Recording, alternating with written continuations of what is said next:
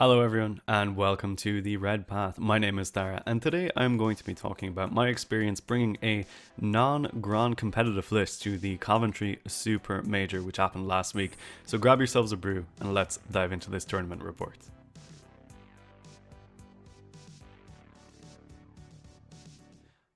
Last week I attended the Coventry Super Major, an 8-game Warhammer 40,000 tournament which took place over 3 days in Coventry, England. Over 150 players duked it out over this marathon session of Warhammer to determine who would be the victor in the first major tournament of the UKTC's new year. The Coventry GT is probably my favourite tournament of the year, and this was my third year attending.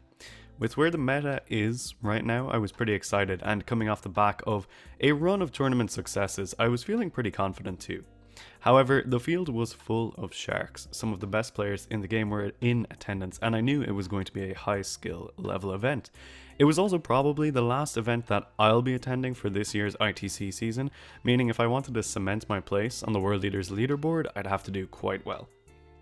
I attended the event with Jack from the channel and met up with a bunch of like-minded eaters while there, so if you came up to say hello, thanks for stopping by, it was great to meet you. A special shout out of course to the legendary Dan Brook, who was taking part in the 2-day event alongside the main 3-dayer. But myself and Jack were bringing somewhat unconventional World Leaders lists, since neither of them had Nongron. Already this meant that we were going in at a slight disadvantage, but I was okay with that choice since I've had my fun with Nongron for now. So let's move on to the list that I brought to this tournament and quickly break it down. So the list I brought was one that focused on waves of pressure across the entire board, not concentrating any of my points or resources into one single unit that would telegraph my moves. The list plays very reactively if it wants to, but it can also turn up the pressure when it needs to as well. Both of these things really suit the way that I play 40k, and I essentially designed this list around an understanding of my own personal playstyle. HQ choices in this list were Invocatus, Khorne, the Berserker Glaive Master of Executions, all the usual suspects, but we also have a winged Demon Prince with the Helm of Brazen Ire, allowing him to have all damage as the Warlord. In the battle line section, I had 2 5-man Berserker squads and 1 10-man, 2 10-man Jackal squads for objective work, a Rhino, and there's a Bloodmaster as well, an Aladdin Demon for some more objective work. But the meat of the list is the 15 Exalted 8-band, 2 6-man squads and a 3-man squad. So typically in this list, Khorne and the Master of Executions, they'll swap between being in the 5 or 10-man Zerkers each. It really depends on the matchup, but Invocatus is never attached to anyone, so I can use him as a roaming unit to score points or do small tasks, even if that task is dying in an objective in the first turn to sticky it. It's a really straightforward list, but it packs a lot of quality punch units and still has enough units to run around and do the objective as well. So without further ado, let's dive into the actual matches. So game 1 of the Coventry Super Major was against Maxwell and his Eldari list. Maxwell was something of a faction specialist as I found out, and I knew this game was going to be tough going into it. His list was quite interesting. He had not brought any Night Spinners, which was really good for me, and instead he had 2 Wraithguard bricks which accompanied the avatar of Cain, some Shadow Spectres, Swooping Hawks, and a variety of other small units. First turn didn't matter that much here since the lack of Night Spinners meant Maxwell wouldn't be able to slow me down early doors. However, I noticed during deployment he was actually deploying quite poorly. He wasn't respecting my threat range, and I knew if I got first I'd be able to hit him with a reasonably hard alpha strike. Unfortunately though, I went second, and he made a good play by shunting the avatar way up into the middle of the board as a piece of bait for me to charge. Ordinarily, I think many World Leader players would have taken this bait, but I've actually played against the avatar of Cain a bunch, and I know how obnoxious he is for us to kill. So instead, I sent 6 Exalted 8-band running past him to hit a Wraithguard brick, and another 3 to hit the other one. Unfortunately, the 3-man squad got vaporized by the avatar overwatching, but I then decided to tar pit the avatar, charging him with the other 6 Exalted 8-band and Invocatus. Elsewhere there was some objective work going on, but it's not too important. The Exalted 8-band took a big chunk out of the Wraithguard brick, and the others took some wounds off the avatar before he slammed them back and picked up 3. Because I'd killed so many Wraithguard though, I was able to consolidate onto his home field objective while keeping the unit tagged with my Exalted 8-band, zeroing Maxwell and Primary and most importantly, he failed his fallback test in the next turn on this unit. To say that this was game over in turn 2 would not be an exaggeration. Maxwell then had no available assets to turn back and deal with this flank, meaning he was going to lose his home field objective, a squad of Wraith Guard and some other pieces. We were also playing Scorched Earth, so I was guaranteed to raise his home field objective.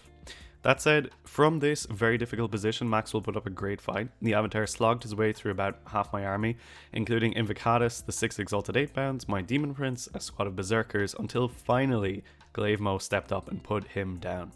Khorne won my left flank, destroying a few units, including some Shadow Spectres and some tanks that I can't really remember, but the icing on the cake was my boy Barney, the Dishonored, holding down combat against the other 10 Wraithguard for 2 turns, allowing my Exalted 8-bound to sweep in behind, not get overwatched, and sealing the deal by crushing them. So it was a really strong game 1 for me, and it finished 91-51 in my favour. So riding the high from a nice little victory in game 1, I was brought crashing down to earth when I saw my game 2 pairing was against Yockel from Team Ignite and his Eldari. Yockel is one of the best players in the world, and his Eldari list was pretty standard, known around the place as the Eldar list. For anyone who doesn't know, this is the Yinkarn, Fuegan, a Wraithguard brick, 2 Night Spinners, and a whole bunch of Warp Spiders, amongst some other things like a very annoying Autarch. And I knew this game was going to be drastically different from my first one, in that I absolutely needed to go first to be in with a chance in this match. Unfortunately, I didn't, and Yockel pinned me in hard by spinnering both my big Exalted 8-man squads. And from there, I had to try and fight out of my corner, and the game largely revolved around fighting over the midfield, namely the top and middle objectives, where Yockel positioned a significant brick of Wraithguard, which I raised with successive waves of Exalted 8-bound over the next couple of turns. It was quite a tight game until the bottom of round 3, when I just didn't pull off the moves I needed to and lost a little bit too much of my army in the riposte. My Demon Prince dropped into his backfield, admirably trying to tank half the army while killing a Night Spinner, only to die to the very last wound. My Exalted 8-bound finally got cleaned up in the middle of the board. I tried to hold on to my ground, but without these 2 units it really started to slip out of my hands, and Yockel dominated the latter half of the game. It was a mixture of him keeping me penned in and perfect positioning on his part, but the game ended with a 48-92 loss. Sadness. So after a much needed humbling at the hands of Yockel Johansson, I rolled into game 3 to play against Isaac and his wonderful Orc list. This list was all about bringing 80 boys to the table with a variety of Orcish transports. And Isaac came to the table with about the type of energy that you'd imagine from someone who rolled a list like this. The game was absolutely hilarious, with plenty of insanity on both sides. I finally went first here, but in a twist of fate, only one of the 2 Exalted 8-bound units that I pushed forward made their short charges, despite having search and destroy deployment. I picked up a truck, and in response he failed to kill either the 3 or 6 man Exalted 8-bound units that I'd put forward. Things got really bloody from here.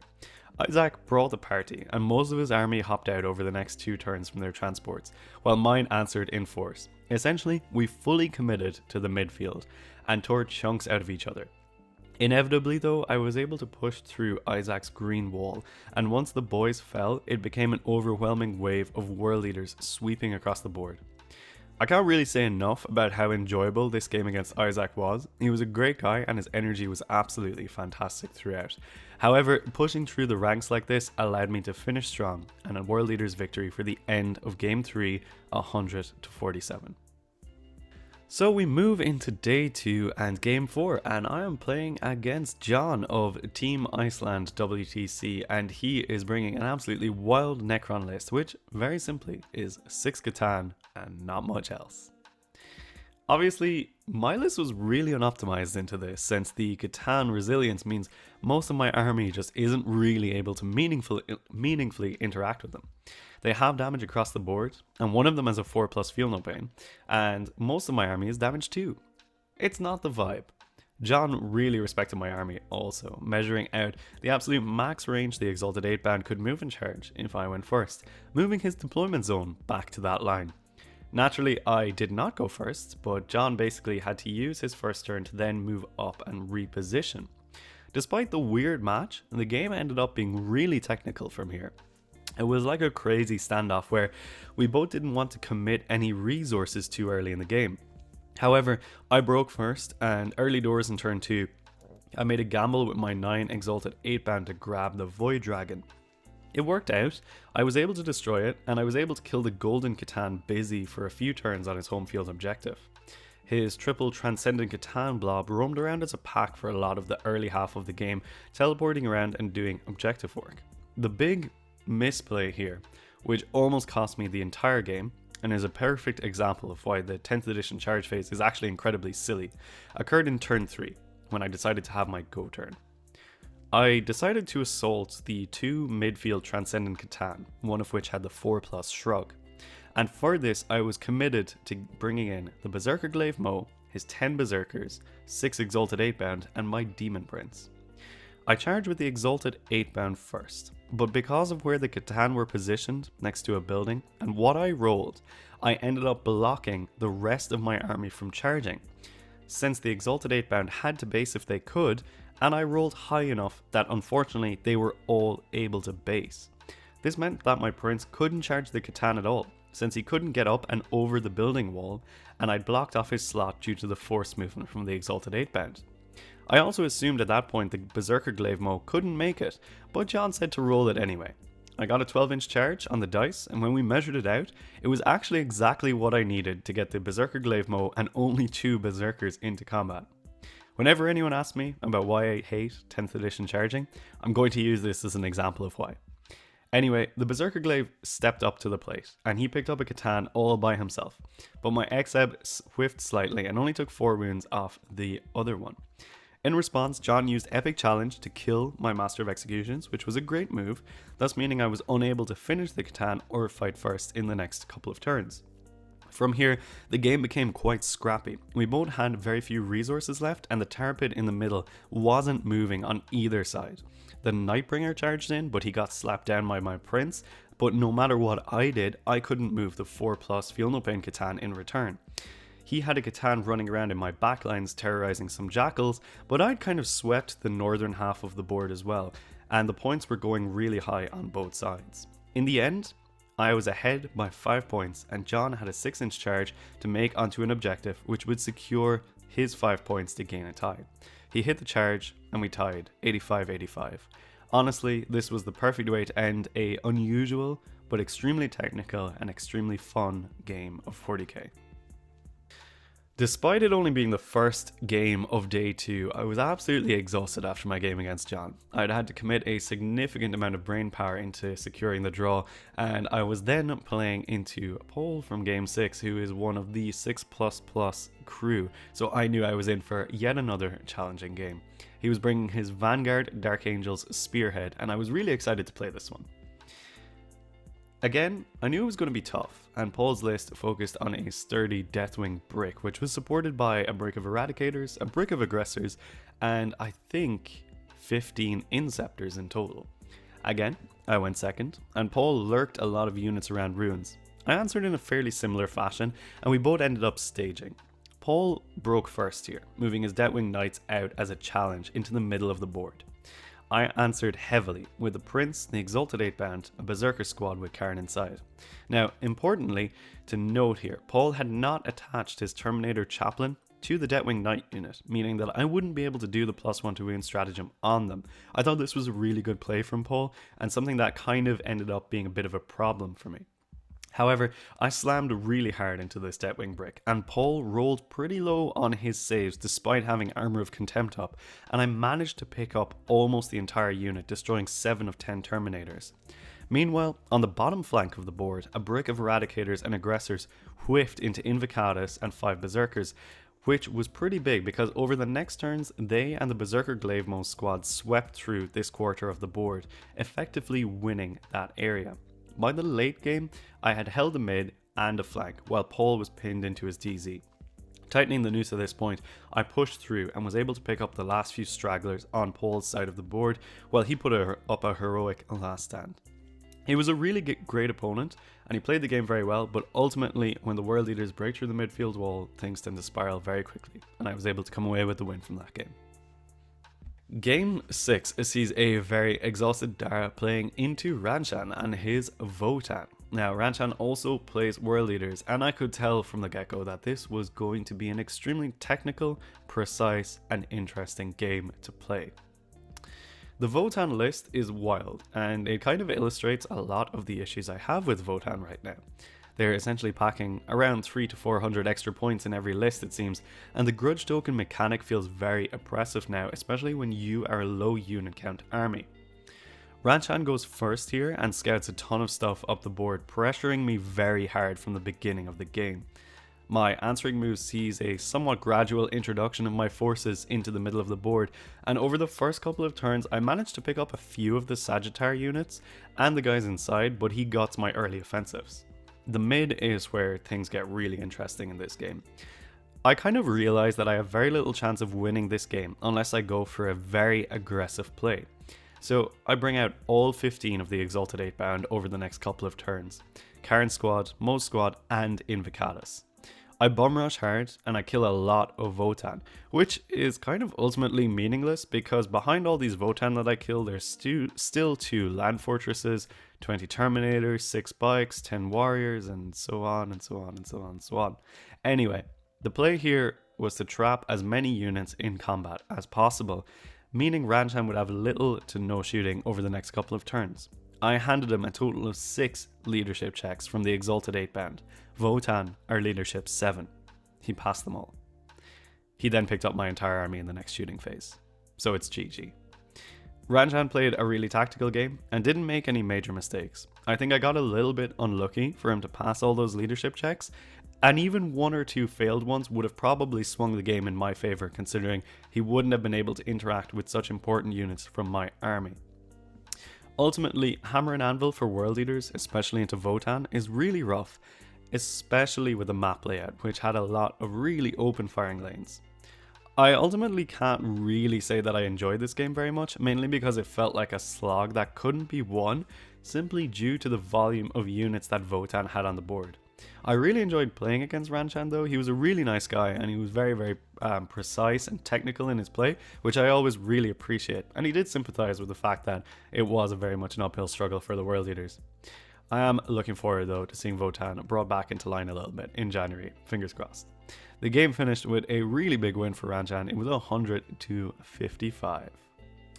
We go into the final day of Coventry. It's game 7, and I know that I'm playing into Ben, who is bringing World Leaders. Not only is he bringing World Leaders, he's bringing an Nongron list. So this is the ultimate test for a Nongron World Leaders list. Who comes out on top?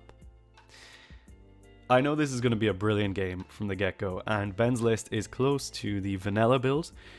His army was absolutely gorgeous, and right from the start I could tell I was playing against someone who was very similar to myself. We had a super cagey opening of this game, with Ben going first, but in turn 2 I raised him hard, bringing half of my Exalted 8 band into the middle of the board. In the wings and lurking I had the Berserker Glaive Mo, and 6 more Exalted 8 band, as well as the Prince and Khorne in reserve. Ben pushed back hard here, committing a chunk of his own 8 band, and over the next turn or so we battled very hard for the middle of the board. I know at this point I need to make plays here, and the game is extremely complex, with us both taking a long time to work out our charges. Even the blood dice were tactical at this point. Ben was trying to predict what buffs I would pick before picking his own. And it all comes down to a big play, which actually transpires that we did incorrectly afterwards, but I'll walk you through it anyway. So, after the early brawl in the midboard, I'm left with 1 Exalted 8 band model, and the Berserker Glaive Mo from his army is deep in my lines, strung out. I introduce my Berserker Glaive Mo and 10 Berserkers, my Invocatus as well, to charge into his one. I charge his Invo with my lone Exalted 8 band as well. Crucially here, what we need to look at is his Khorne unit, which is behind his Invocatus.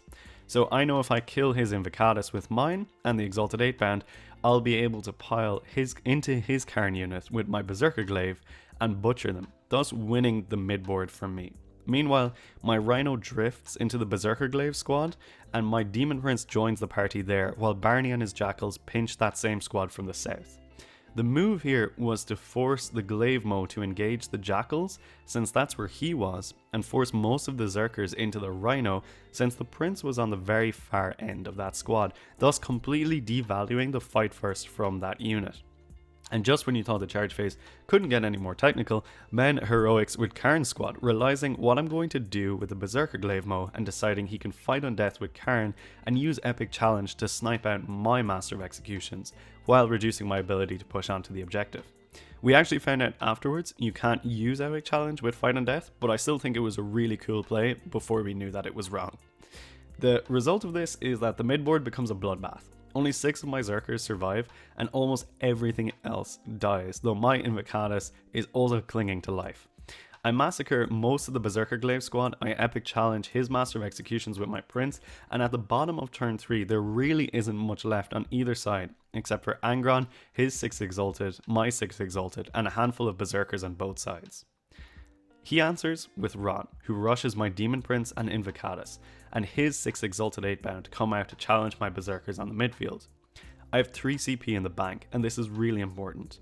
He thinks that I'll interrupt with the Berserkers if he chooses to fight with Nongron first, predicting I will use -1 damage on the Prince if he goes in that direction.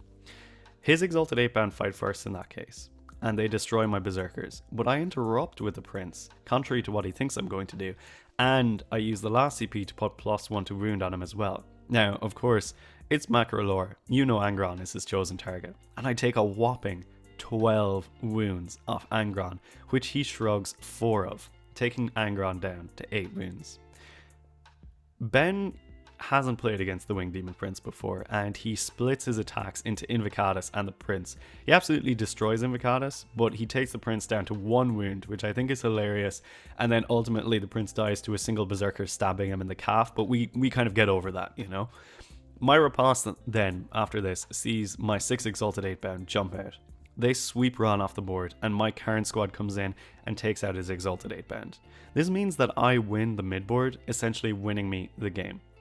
In the last couple of moves, I push into his TZ with my survivors, and Ron doesn't come back for him. It was a really insane game, and the fight phase was heavily abused, Ben running me right to the wire with the complexity of this mission. However, Nongron reigns triumphant, and I take the win 95 points to 60.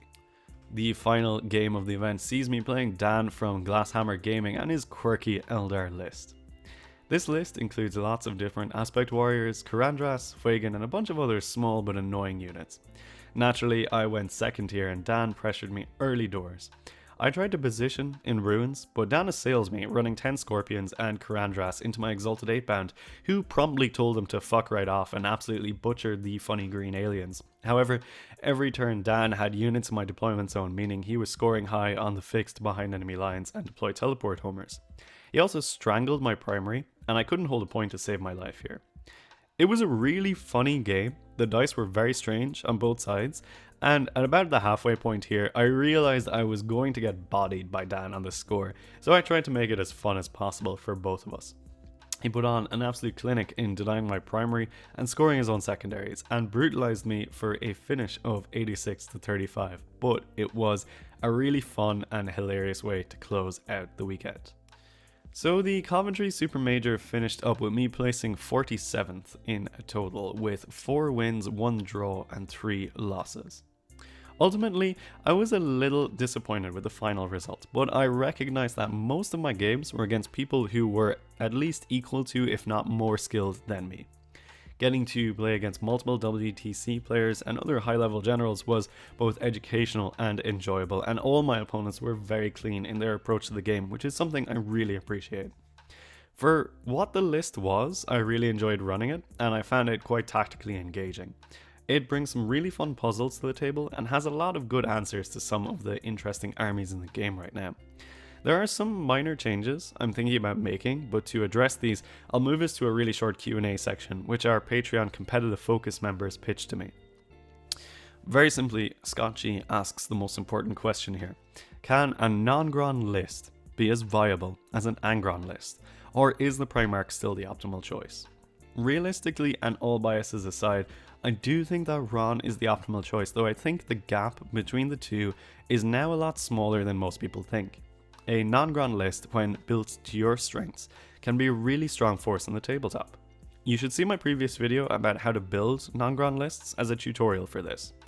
I do think that a strong pilot who's written a Nongron list to play into their own personal strengths will outperform an average pilot who does have an Angron list. The Nongron lists don't rely upon resurrections to carry you and are harder to play into since they don't telegraph a gameplay so directly. So to answer Scott's question, I think the viability of either is still very much dependent on the pilot. Ron lists are easier to ease into the faction, and I recommend people start with those, but for personal skill development, I think non-Ron lists go a long way and are much more fun to play. Terminator Boss asks if there is any unit which I have now decided to drop for the remainder of the season, and this is an interesting one. Something I'm curious about trying out now is alternating the Prince to one on foot, since I can see ways that this would suit my army build a little bit better. And into higher skill opponents, I didn't quite get the mileage from the Wing Prince that I wanted to. I think I'll give that a go next. However, the other units in the list all performed really well, aside from the Bloodmaster, who didn't really do enough work to justify his inclusion, so he's going in the bin. For now though, that about concludes this tournament report. I hope you've enjoyed my retelling of the games and my thoughts around the event. As always, a huge shout out to Zach and the UKTC crew for putting on a perfect show. If you haven't been to a UKTC event yet, you are missing it. Special thanks to all my opponents who were a wonderful bunch of people. I really enjoyed all of my games and you're all an absolute pleasure to play against. And of course, to anyone who came up to say hello to us as well. That was great. If you have enjoyed this video, do drop us a sub or a like and check out all of the links down below. If you have any other questions, drop into our Discord where you will find me causing chaos. And if you want to support the channel, check out all our merch and Patreon offers or sub to us on Twitch. For now though, that will be all from me, Dara, and the Red Path. I hope you have enjoyed this video. Comment down below if you have or if you haven't. Until the next one, enjoy yourselves folks, stay healthy, stay safe, and kill, maim, burn.